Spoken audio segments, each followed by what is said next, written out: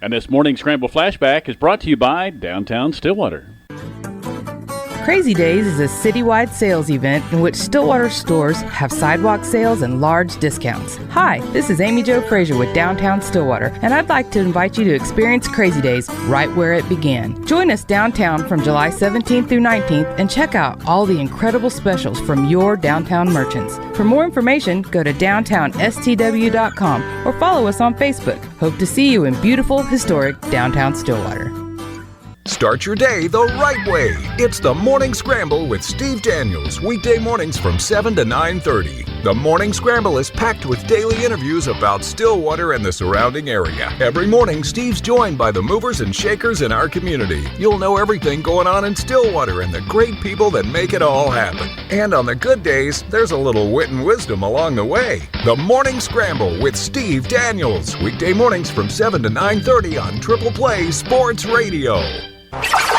Sheri is in with Stillwater Area United Way, and it's a busy time, right? It is a busy time. We have, we want to, first thing before I forget, and most important thing I want to get out there today is I want to thank Red Dirt Peddlers, Mary Cash, and Tom Wooler, and Keith Reed, and everybody that was involved with the Tour of Pain.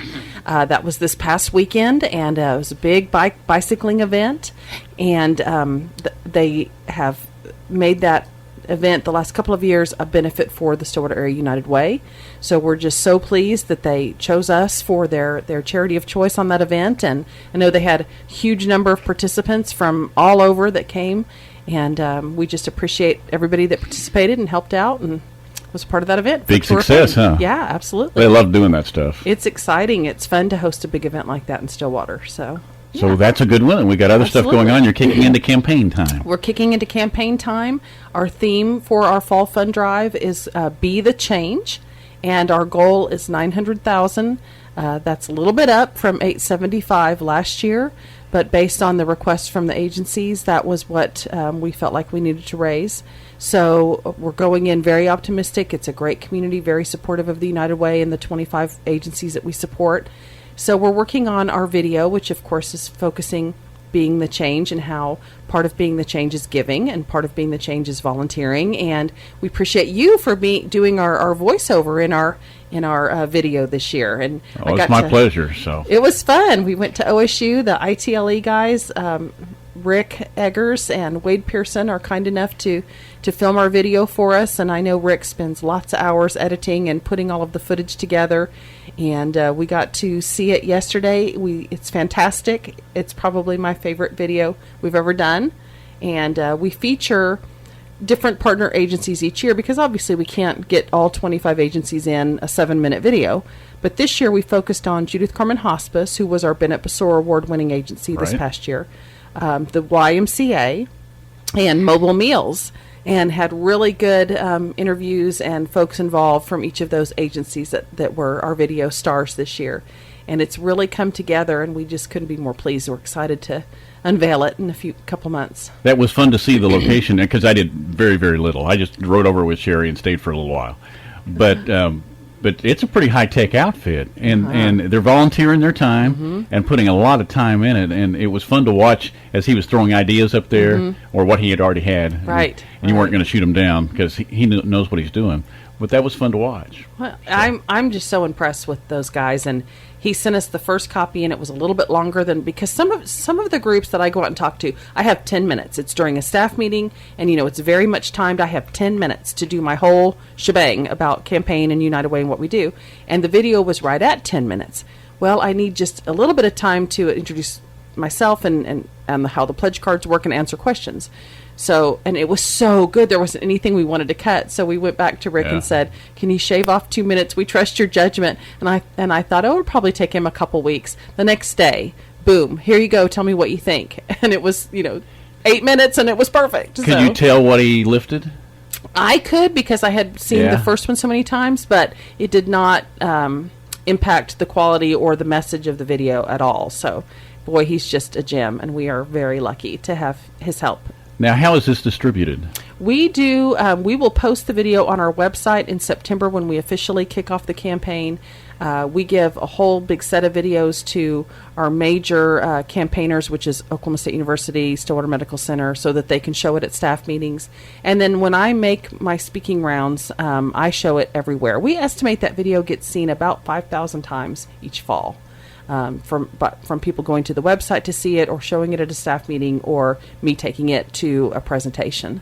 And it's a good tool for us. It tells the story a lot better than I can, right? Because it features the actual clients and the volunteers and the recipients and the staff people at the different agencies. So very powerful story in the video by the Judith Carmen Hospice staff. Very uplifting video of the gentleman at the Y, and then just the world's cutest couple in the Mobile Meals segment that just, really enjoyed getting to know them. You know what's great working with the United Way and you and your staff? There's never any cynicism. Does that make any really sense? not, Because yeah. when we went over to OSU that day, and he'd been working a long time on that, and you talking about the world's cutest couple, and they're in their 90s, is that correct? 93. 93 years old, and he said, I just love this couple. And so, he'd seen it probably 1,000 times by then, because he's doing the editing and everything, Right. and he was still excited about it. Yeah. And so the void of cynicism really helps, I think. It puts does. everybody in the right mood. Yeah, absolutely.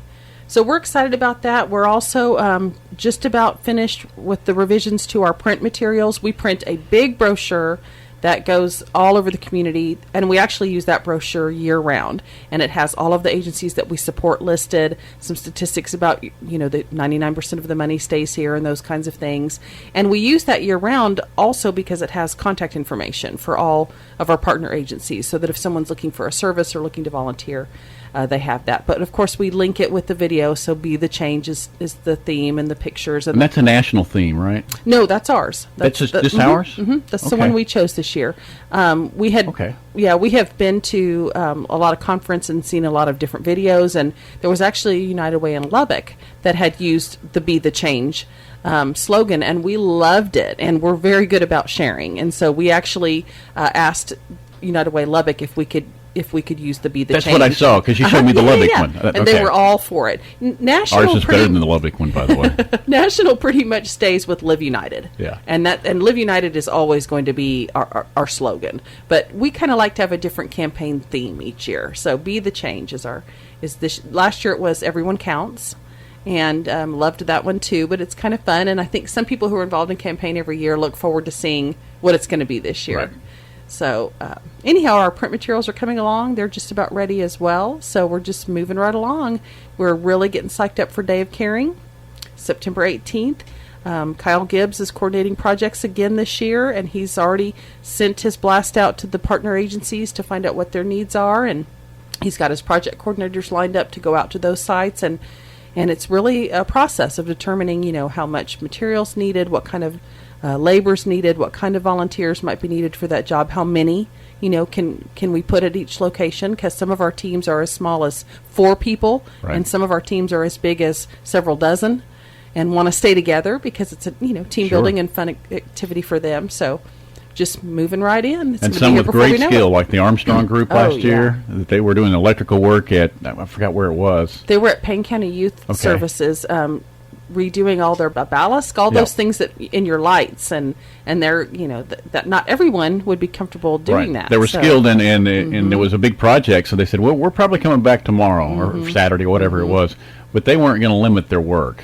Which was great. Yeah, absolutely. So. Yeah, we've already had folks call and say, now when is Dave Caring? They want it on their calendars. We've saved the dates out because it is a big event for many of the businesses and clubs in town as well. Yeah.